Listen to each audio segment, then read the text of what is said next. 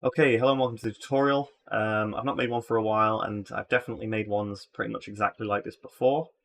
I'm going to be using the card system above just to go more in depth on some of the things that I'm going to explain in this video.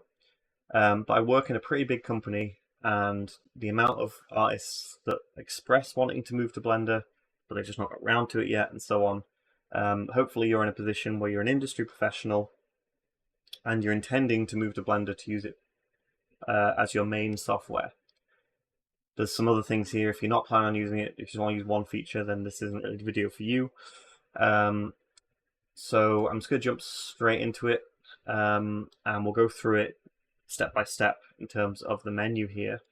Because the main thing is, when you're understanding and moving to Blender or any software, is you just want to do the things that you normally do without really, again, having to leave Blender and watch tutorials. I like watching tutorials, but you don't want to have to Google how to do basic things that you've already spent years doing in different ways.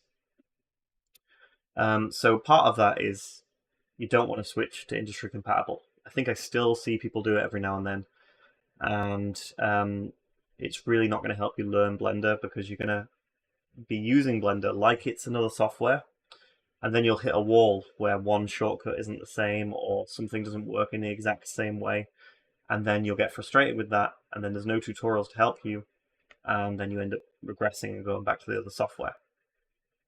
So keep it as Blender mode. You can see that I use right-click select, and I'm going to talk about that very briefly. There's also spacebar action. If you're an animator, then play is good, and I think that's default. But changing it to search is just going to improve your workflow and moving to Blender really easily. So I'll go through them first. And F3 by default is your search menu, but spacebar is what we just changed it to. Very quickly, if you're not using a full keyboard, that I do see, I might as well go through that now.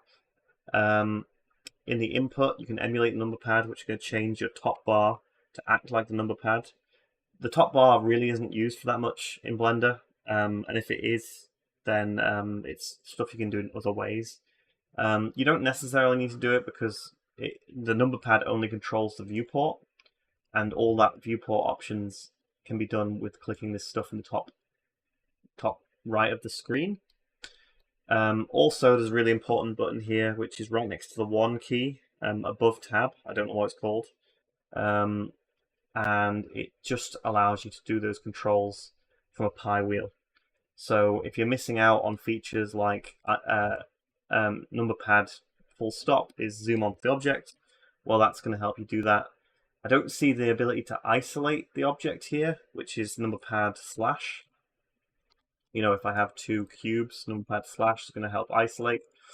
And also, my friend did say that they remapped the Numberpad plus and minus to the regular plus and minus because they haven't got the full keyboard, because Numberpad plus, Control plus is going to be grow selection, and Control minus is shrink selection. So a very important feature that is worth mentioning that you might want to sort of, that's one of the only ones you're going to want to change yourself. So with all that in mind, hopefully you're not using a trackpad, but you can change that to emulate mouse button here. And that's just going to change Alt and left click to be your controls for your camera.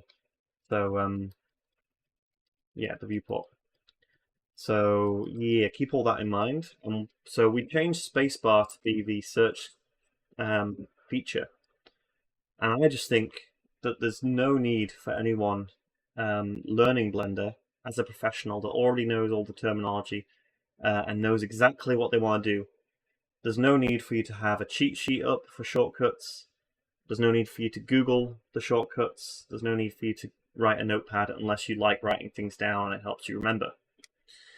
Because if I tab into edit mode and I want to bevel this, well, I already know the word is bevel.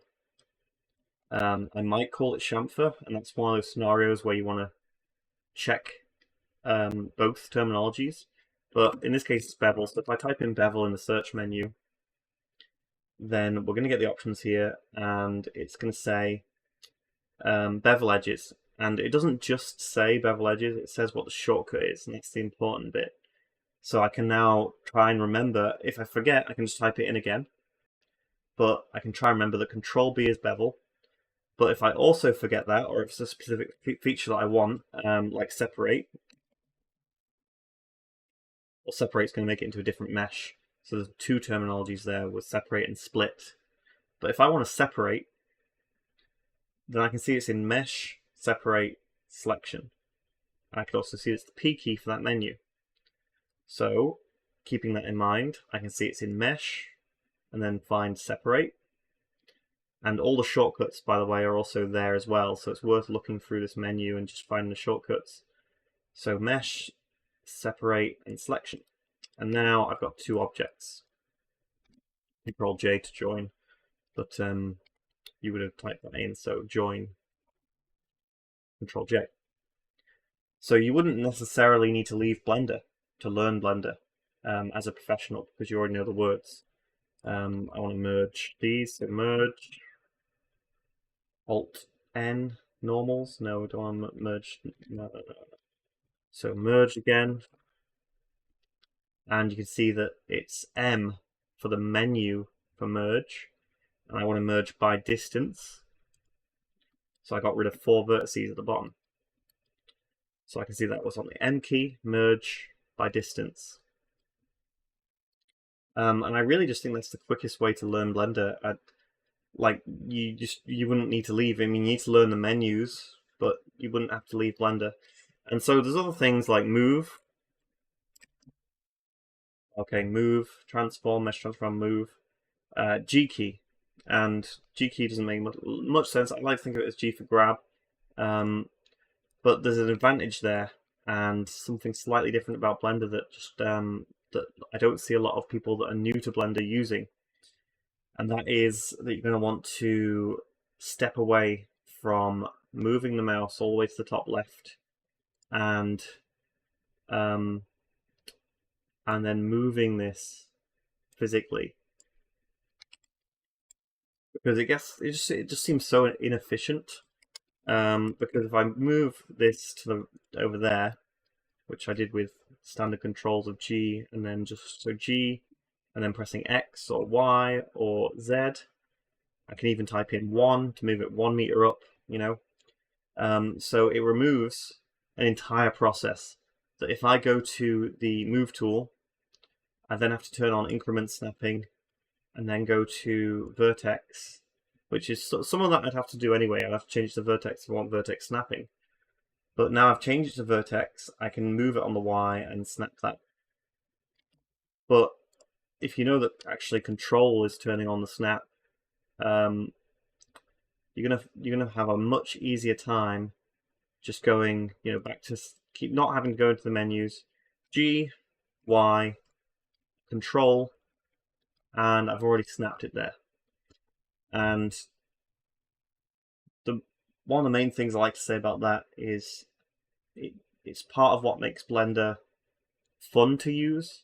I mean, it's still a software and it's still a job at the end of the day, but when you move away from the standard controls of what you'd have to do in Maya and Max, like when I do use Maya and Max, it feels like a slog. It feels like technical work. It doesn't feel like free flowing and fast creation. It feels like slow, methodical, repetitive creation of objects.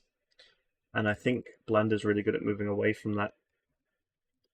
And part of it, I'm going to talk about now, is right-click select, which it doesn't seem to make sense because, I mean, it's still left-click select to actually select things in the menus. But Blender Viewport is linked to the middle mouse button. And if you're in Blender right now and you're moving the camera around, I guarantee that when you're moving the camera around with the middle mouse button, that your index finger is the one that's going to be on the middle mouse button. And so my resting position for my hand, and it's really, you know, it might just seem, I don't know, petty or something, But the right-click select and just having your hand already on the middle mouse button allows me to select the vertices around this, if it's complex mesh, with so much more ease and less movement than, because my middle finger, sorry, is already resting on the right click select, and it's part of that just free flow creation and speed. So without that, if I had it on left click select, then sure, my right click select becomes this menu that's really useful, which is actually just the W menu, but that's not going to work in this left click select mode. But so right clicking brings up this menu, and that's an important menu because it's your context menu. But having it as another just keyboard, you're not bringing it up as frequently as you're going to be selecting vertices, guaranteed. So that's the argument for right click select. And it's just one of those things that I think helps with the mindset in Blender. And that's pretty much most things. The other thing that people that I think need to understand when they move to Blender, and it's going to help you shift that into the Blender mindset, is this 3D cursor. The 3D cursor is just temporary empty, and it does have transform. It defaults to the camera transform.